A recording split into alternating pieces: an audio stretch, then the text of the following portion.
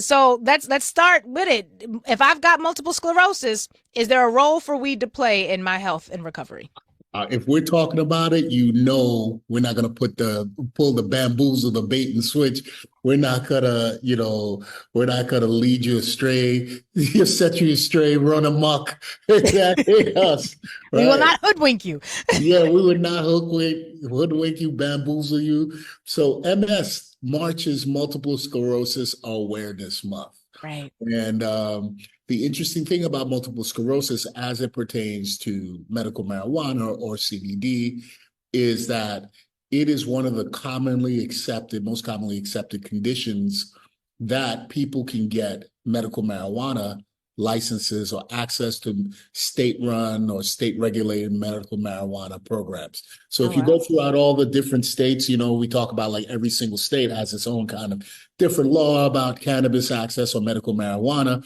In the states that only have medical marijuana or have medical marijuana and adult use, you'll find a couple of conditions that are always there. For example, HIV AIDS is a condition that will always qualify you for that. Epilepsy is another one. Let's Mm. say Parkinson's is another one, and multiple sclerosis is one of those conditions that will pretty much qualify you everywhere. So that's Wow. not by accident. Okay. So, Well, what is multiple sclerosis? I know there are people who are dealing with this, navigating it now, but there are some people who mhm. are hearing that phrase for the very first time. When we say MS or multiple sclerosis, what exactly are we talking about? Right. So the easiest way, I like to use analogies all the time. So if you think about like a power cord in your house and it's kind of like inside, there are electrical wires. If you think of those electrical wires as being like your nerves that run through your body, right? Mm-hmm. Those electrical wires are wrapped with something. There's insulation. So there's usually some sort of barrier or something to wrap around the wire. And that does two things. It allows for better communication, so there's no electricity like shooting out to the sides or going places where it's not supposed to be. So it's going in the direction that it goes, so we're not losing electricity, to the exterior. And it protects the wire as well from damage, so that it can continue to function its job. Now, in your household, in your life, there have been times when you've had wires that have lost that protective shield, right? Right, right. So and what happens, either there's an interruption in the electricity or whatever that wire was transmitting, right?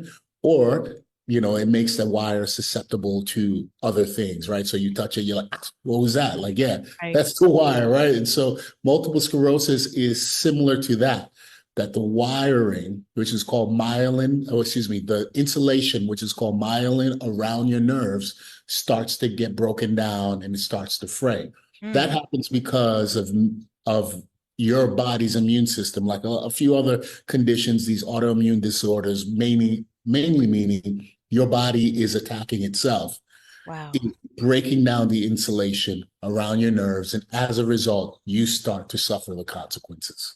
Wow. Well, who's getting MS and what do those consequences look like? Like, what's the Yeah. practical impact of this breakdown in a person's life? So I will tell you, this is the one time, because usually when we talk about this, it's like, who gets this stuff that we're talking about? We're always like, Black people, who gets well, like, who gets it the most? I'm like, well, sorry, Lurie, it's you. Damn it. Damn this it. this week we caught a break. Right? Mm. This week, for our particular audience and demographic, we are not the primary demographic that gets this. And when you say we, you're talking people of the Color. Pan-African heritage, people of Yeah, color. yes, Okay. right. But which is Brothers and not to sisters. say that no people of color, because I actually have an aunt who is battling with MS. So it's Yeah. not to say that we don't, just On on the right side, yeah. on average, we are not the ones who are most Mhm. grappling with this issue. Am I Yeah, understanding that right. correctly? That is absolutely so. Exactly. It's not Okay. to say that we are not, but we're just not the group that is at the top of the heat. Which Well, it's nice to again, not be when I was winning for recent, once. praise God. When I Gee. was researching it, I swear to God, I was like, usually you're like, hey, so who gets this stuff? And I'm like, man, Louis, I hate to tell you, girl, you in the crosshairs. It's you. It's not just because you're black, it's you black and you're a woman. We're often Yeah. like the ones who are suffering the most from these. Exactly. So Okay. in this one, it's Caucasian people predominantly, and in that, it's Caucasian women. And Okay. so Caucasian women, slightly more than men, with like a 3-to-2 ratio, and it's a few other things. It's younger, so the diagnosis is usually earlier, around the age of 30, right? It's Caucasian women predominantly, and it's also people of higher socioeconomic status as well. What? Yeah. So now there's an interesting thing about that, right? There's an interesting point. So I was like, Huh. what is this, like a rich person's disease or something like that, right? Don't tell me it's the new affluenza. We know that ain't it. Yeah, right. Yeah, yeah. Come see me. I'll write you a note, get you out of jail. Yeah. So there are some interesting things, right? So obviously, because it tends to skew more Caucasian, and just given the demographics and the way things are set up in the US, Hmm. that that's a population of people that are higher on the socioeconomic rung than everyone else, right? So Got it. so there is some of like, all right, let's just be like, let's just call it what it is. I was gonna say call a spade, but we Hmm. That analogy, that one doesn't track as well this that time. ain't it, that ain't it, If you know, right? you know.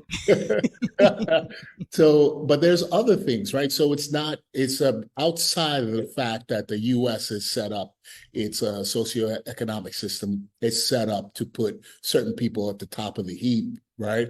Yeah. There are some other things. There's genetics. So there's a potential that you kind of have these people within a smaller group, sometimes interacting with each other more so than you do everyone else. But Hmm. there's the lifestyle choices. One of the things that they found is that people who are susceptible to multiple sclerosis get less sunlight. Oh, wow. So now, if you think about who would be out in the sun working all day, it would not be the rich people, right? They are Hmm. not out mowing the lawns, picking the fruit or doing all the labor that you would have someone who's spending hours in daylight, right? Huh. If you have a certain amount of cash, money, you're indoors, you're protected, you're AC, you're not out in them streets Right. working under the hard day sun. Hmm. So Okay. it's some interesting like sub things to that kind of start explaining why it skews the way it does. Wow, that's interesting. So if you've gotten a diagnosis for MS, I know that there are a variety of treatments because if this is a Yeah, disease that's largely targeting white people, white women yeah, of a wealthier class, I'm inclined to believe there's some medicinals to support what's yeah, happening because that's a yeah. population that gets a lot of focus and care from our medical community. What are some of the traditional treatments that exist currently for people who are suffering with MS? Yep. So again, we want to remind the audience, obviously those people who are listening and suffering will be like, no, I'm not white, but I got it. Yeah, we're not saying that you don't get it. Right. Right. We understand that. We're just saying that, it's curious that this is a disease that skews towards that population, which has access to a whole lot of things. So Hmm. speaking of that, right? We know that Western medicine likes to cook some things up in their kitchen for, That's right. for everything, right? Right. They got some, they're out in the lab Who with needs their, nature when we've got chemicals? Gotcha. yeah, exactly.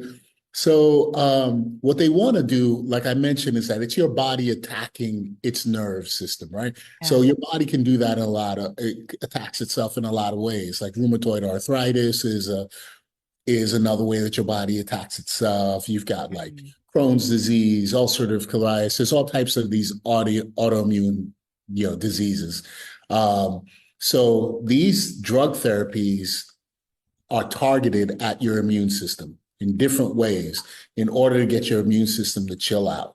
So they will do things like, decrease the amount of immune cells, produce, right? So this is something that, yeah. So, for example, the steroid classes of medications that we take a lot for things, that's what it does. It decreases the amount of immune system. That's why long-term use of steroids puts you at risk for infections, fungal, people get thrush and those type of things, like fungal infections from long-term use of steroids.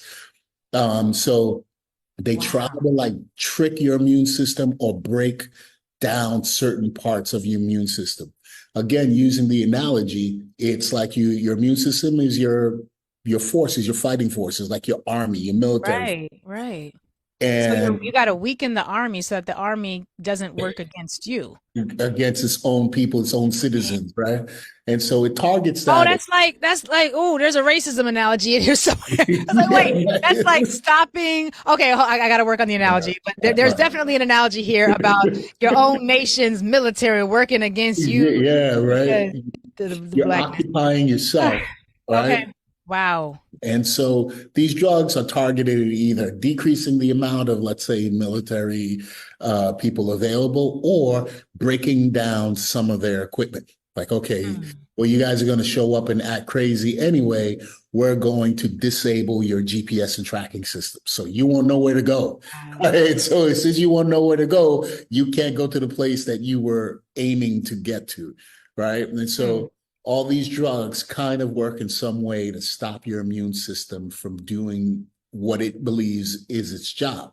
Wow. Obviously, obviously, whenever you do those things, and we always know it, whenever you kind of take things out, and this is just my personal belief, but it's backed up with a lot of the side effect profiles of these Yeah. medications, is that once you start playing around with things and isolating things and trying to target treatments that only affect a specific target or a specific region, we kind of throw things out of balance, right? Right. But that's a And, very American approach to very Western yeah, approach to medicine. yeah, I just want to point out that one of our Nubians shared that the Wayne State Multiple Sclerosis Treatment and Neuroimmunology Clinical Research Center, they serve a population of more than 4,000 MS patients, and they've got the largest group of African Americans suffering with MS that they are treating in that space. So, Jonah, I just put that in the sheet. If you could please tweet that out, because this, again, we're not saying it does not impact Black people, just that statistically, white people tend to experience it at a higher rate. But yeah. this notion of the medicinals that are out there also being really good at making you weaker and more susceptible to Yeah. illness, that I'm struggling with that one, Doc. Yeah, so that is one of the things, right, where we always look at these medication options or these treatment options and say, okay, cool, I have this problem. You guys show up with a hammer, and now after you're done hammering all around here, yeah, it's a little better the original problem, but like, look at all the damage you've done around. Right. What am I going to do about this stuff? And so, people do become more susceptible to illness, disease, fatigue, rejection, injection site rejections, pain, like a whole Wow. bunch of stuff that you're just like, you know what, man, I don't know if this is better or worse than me just going it alone. And that Mm. is what I found in my particular experience in my office and the patients that I've treated, is that they've already been on therapies and treatments, and they come in and they're like, I don't know, doc. Like, first of all, it's not working that great, or Right. second, it's not working that great, but I feel horrible. Hmm. So, it's one thing to search a treatment and then get that treatment, and then that treatment gives you another challenge that you then have to deal with. Is it Right. helping you out, right? And so they Wow. usually come to me for that. Like, what are the other options, or what can I do to supplement in order to, like, keep this at a level that I can manage? Yeah, yeah. And unfortunately, this is, again, and I've said this before, Dr. Damas, this is one of the things that I do appreciate about you. Whenever we have these conversations about how cannabis can help support medical issues, it's never, here's the weed, smoke it. It's going to help all the things go away. We always Yeah. have a discussion about what current treatments there are, the other holistic ways that these sorts of issues can be addressed. And then we get to the CBD, 866-801-8255. So if I'm whether I'm dealing with the steroid based or the other sort of Western medicine traditional approaches to MS, are there additional holistic ways that I can manage this disease? Is it, and I guess we're calling it a disease, right? Or is it a syndrome, a symptom? What do we call Condition. this? Yeah, you can call it, yeah, Condition. you can call it Okay. disease. I like to call them conditions. So kind of Condition. like, I like that better. Yeah, right. Gotta look classier. I'm a classy brother. You know what I'm saying? I like to keep it classy. All right, all right. In the office, in the clinic, on the Yes, radio yes, show. yes. We On like to air, keep it especially on classy. air. We keep it classy. On air. So talk to us about some of these non cooked up in a lab with a whole bunch of Yeah. chemical approaches. And again, this is not folks free to say you should not be taking take your medicine. If the doctor Yeah. said take your medicine, take your medicine. But you should also know that there are other ways other additional things that can also help alleviate what you're going through outside of what you can purchase in a bottle from your doctor. Correct. Absolutely. And so that's what, we've been talking about all this time, like the last year and a half, 2 years, is the fact that the way that I personally see medicine, and I think a lot of our listeners and people from our culture, the African diaspora see medicine is that it's more of a whole person experience as Right. opposed to these kind of hodgepodge of parts that you're just like interchanging a part or you're fixing a part Right. and then popping it back in like we're some sort of machines. And so the effect of chronic conditions is not only like the conditions themselves, but they affect you psychologically, Mm. they affect you spiritually. They kind of intervene in all ways in your life. For example, depression is a great, thing, is a great part of suffering with this, right? Because you have the pain that comes along with it, spasticity. You have this, this thing that's kind of like ruining your quality of life. So there's Mm. depression, anxiety comes along with it as well, sleeplessness, pain, loss of sexual function. So Right. there's all this other stuff that comes along with it. You have to learn how to, move your body at times because you're losing the insulation around the nerves. The conduction of the signals, like we mentioned earlier, sometimes does not happen well. So you get what's called spasticity, which basically means like your movements are not fluid or sharp. So we're Wow. looking at normal day-to-day things become harder to do because the electrical signals are like interrupted or going in bursts, so they're kind of Mm. frazzled. So you can't control your body and move your body as well as you want, right? So all these things, go ahead. Is this a progressively degenerative disease? Like, is Yeah. this something that is ultimately fatal?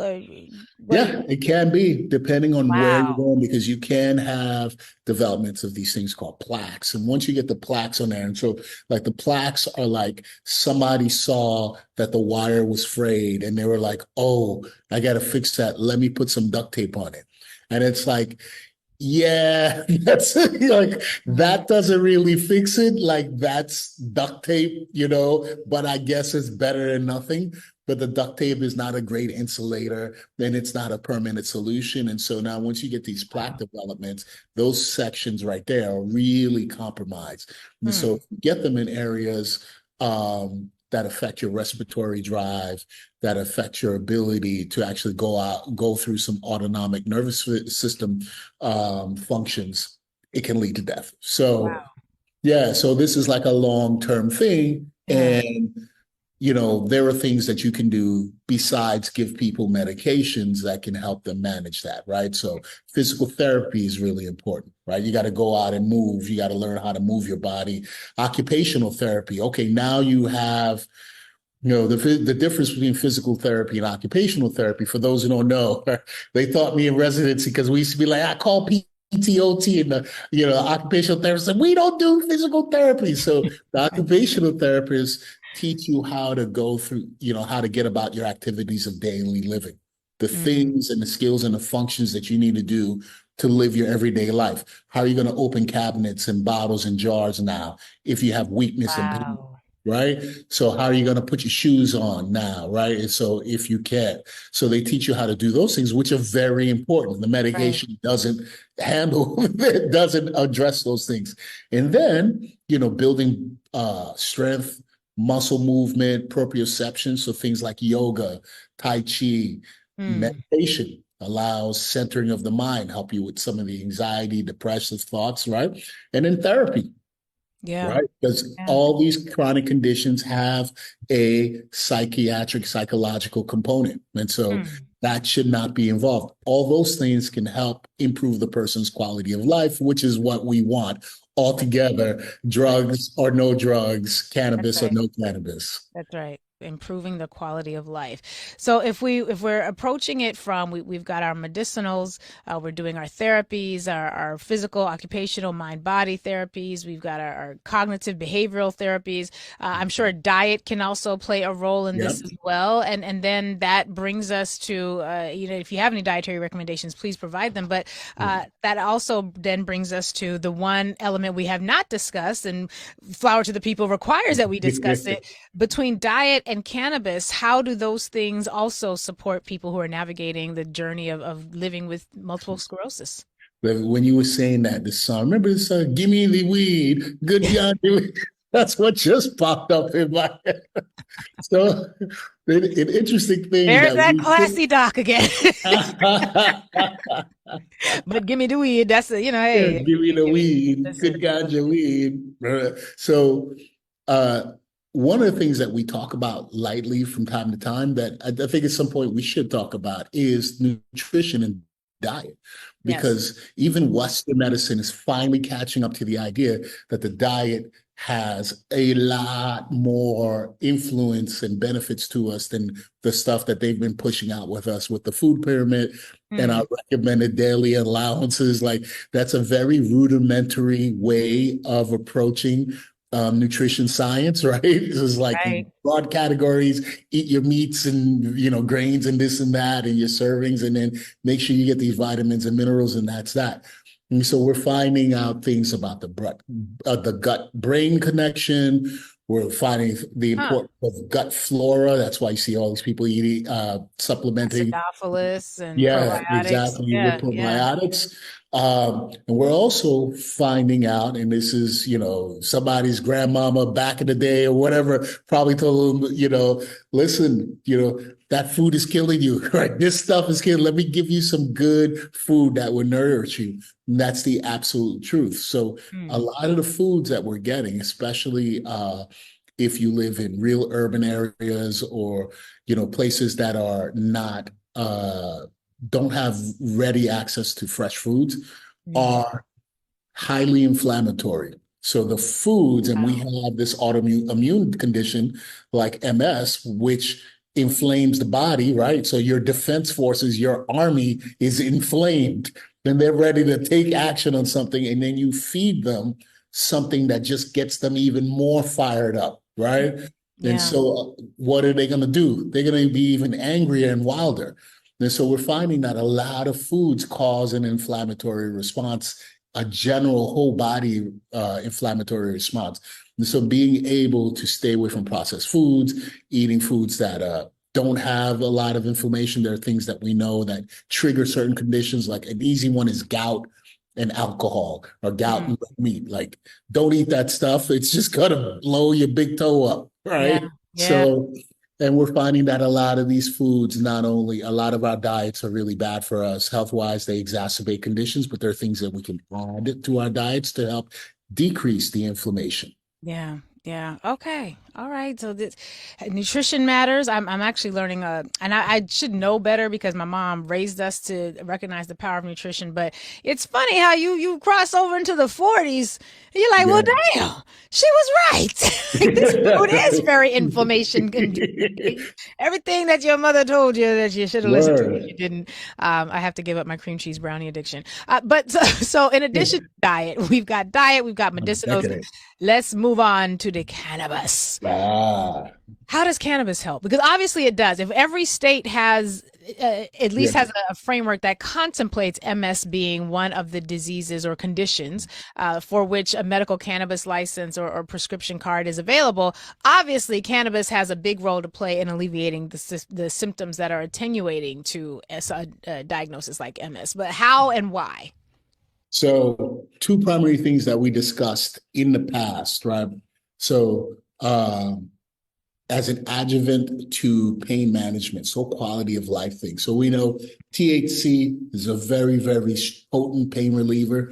And so what that does is two ways. It affects the way that your brain processes and receives pain signals. So instead of saying like, that hurts, your brain is like, hmm. That's kind of weird. I don't know if it hurts, but it's kind of weird, right? So that decreases the pain sensation, and it decreases the intensity of the pain signals from the source. So they kind of slow down. So it allows you to tolerate pain a little bit better. Now, CBD and both THC, and we discussed this past, are both known as neuroprotectants.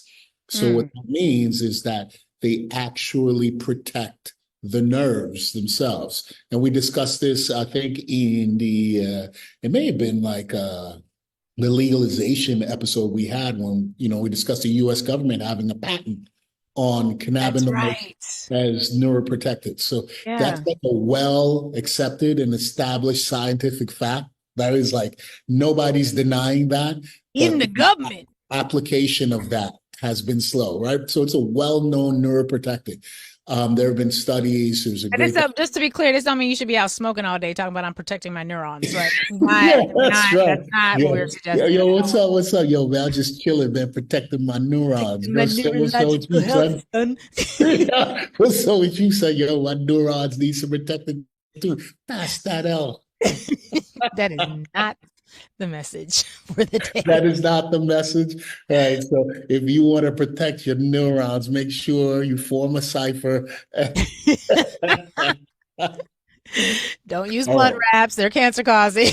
Yeah. All right. So do not. Yeah, I am not a big fan of those blunt wraps. Those things always I'm like, I don't know about that. I think, just as a sidebar, allegedly, I think the blunt wrap has an addictive quality to it that exceeds whatever is in cannabis. And I'm talking THC cannabis, because I have known people who have not necessarily, they could have cannabis in the house all day, every day and not even think about it. But as soon as they know there's a blunt wrap about, it must be inhaled. And I've seen how like that. I think that, in addition to the fact that it's just not a good idea, they are carcinogenic and they have a whole bunch of chemicals in them. There is something to, I feel like it's kind of like nicotine in a way that I've just, it brings out an addictiveness in people that I think is a little scary, frankly. I'm not a big fan of them. Then they got like the flavored ones now. God knows what they're doing. God knows what they're doing, processing those leaves. Like, all that stuff, came from people like the old splitting Dutches and White Owls, and it's like, okay, we're going to save you that step and we're going to give you this, a version of that. And we're going to add I'm not a big fan. Yeah. And I'm like, Dutch masters. I mean, do we really have to look at the etymology of the phrase Dutch master? Exactly. At some point, we should unpack that. The blackness in me finds it abhorrent. It's a little offensive. Exactly.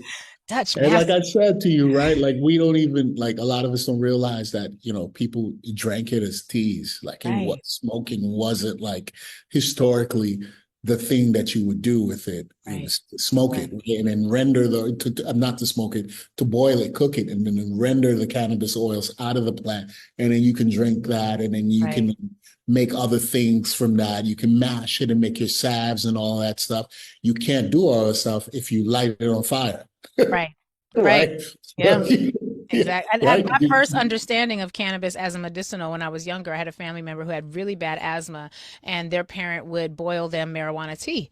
And that was really helpful to, I didn't know the science behind it then, but it would keep them out the hospital, out the emergency room, where they often ended up just because of really bad experiences with asthma. So we know that technically you can inhale it if that is your mode of choice. No shade, we get it. But there are other ways that you can also consume cannabis if you're battling with MS and I know you have the edibles, the capsules, you've got the creams. How can people incorporate those cannabis in that form? And are you, when you're talking about cannabis from MS, are you talking about the THC kind of cannabis or the CBD kind of cannabis, or both? So my patients, what I've found, and this is what they've told me, I'm not an MS sufferer myself, but the patients that I have said that they prefer actually the CBD more than the THC. And if they're mixing the THC, they want something that has higher, or they're going to have more CBD in the product than THC. The reason being is the all-day use. And so the condition doesn't kind of like, oh, this morning, it was acting up, but now it's better. It's a chronic thing. And so when you're having exacerbations, flare-ups, or this is an all-day thing. And sometimes the cannabis, because it goes to your head, like they'd like to say, like they'll say, I don't want something that goes to my head. And so the Right. CBD allows you to get that anti-inflammatory, the neuroprotectant, some of the pain reliever without you losing your focus. So you can still have a good life, which is what we want you, right? We Right. want you to, that's what you want, right? You want to Yeah. have a good life. You want to be able to go to work and you don't want to be all high and disoriented all day. Yeah. So they like the CBD side of things and the THC with the CBD because it's an all day kind of thing. But there are times because, THC is a more potent pain reliever than CBD. There are times where the CBD, to refer something is not big enough of a hammer, right? Mm-hmm. And so you do need the THC at night to just like put you out. I don't want to feel anything, I'm Got done with it. this. And so you'll find a combination of the two of them. You can have the tinctures, the oils. Again, you could smoke, but smoking doesn't really last that long. So if you have a chronic condition, smoking, only treats you for an hour or two max. Mm. Then you have to start smoking again, right? So you have the chronic conditions, you'll be smoking all day. It's better to eat, drink. And then you have, like we mentioned, topical things that you can rub on areas of pain. So Mm. like the salves or the roll-ons and those type of things. And if you put the whole thing together from the nutrition, the behavioral therapy, the meditation, the yoga, physical therapy, and the cannabis, then you have enough tools that you can Right. fight back, right? And then you could Right. probably get some semblance of control in your life, as opposed to going somewhere where they're like, here's a prescription, good luck. I'll Right. see you. I'll see you and see. Tell me how it turns out for you. I'll be here. You and Right. your immune system have fun now, okay? Go ahead, go ahead. Dr. Damas, I'm seeing in the Nubia chat, there's a lot of commentary here. Some folks are saying they're cautioning the idea that it's not as prevalent in Black people because they said, one person said Black people get misdiagnosed for years because MS is a diagnosis of elimination. And a lot of doctors don't think of MS because it is thought of as a white woman's disease. Somebody else said, I never understood smoking a blunt that someone else had to lick and split off and spit all over the road. Also factual, although I've heard some people say that the fire of the The flame fire, will yeah. burn up any of the germs from the spittle of the person who put it together. I don't know. Do with that what you will. And another person is mentioning that this is one of the reasons the need for reducing inflammation with food products is one of the reasons why they take a teaspoon of turmeric regularly throughout the week. I incorporate a lot of turmeric in my cooking and in my diet as well for very similar reasons. So you've given us a real sort of a full circle approach. We've got the medicinals. We know that happens, but because of the side effects, I really appreciate that we have all of these other things to consider. And for people who need a further discussion with you, Dr. Damas, I have it on good authority that your team is pretty damn good at answering questions when folks call your office and where they reach out via the website. And I know this because people will then come back and tell me that Dr. Damas, whoever's answering that phone, they are so nice and they just help me understand everything. So what's the best way for people to connect with you, particularly those who have more in-depth questions, perhaps they don't want to share on air and want to have more of a personal conversation with folks in your office? What's the best way for them to reach you? Because it ain't going anywhere for a number of reasons. So this is something we definitely want to make sure people have the ability to address in meaningful ways. So you guys always give us a shout, 1-833-362-3262, 833-362-3262. Also hit us up at the website, drdamas.com, drdamas.com, or you can spell it out like drdamas.com. You buy anything from the site, make sure you put in a special code that will unlock all of God's glory for you, which is Lurie, Lurie. And I will want to say this real quick. I got to give y'all a shout out. Lurie, I got to give you a shout out, and I got to give your listeners a shout out, because let me tell you, we got 30 seconds to do it, so we're here for it. Oh my, look, the nicest people that call. We've had people come by and visit, and like, just to swear to God, we've had people travel from across the country to come visit us from like Nevada. We had people come from Oregon.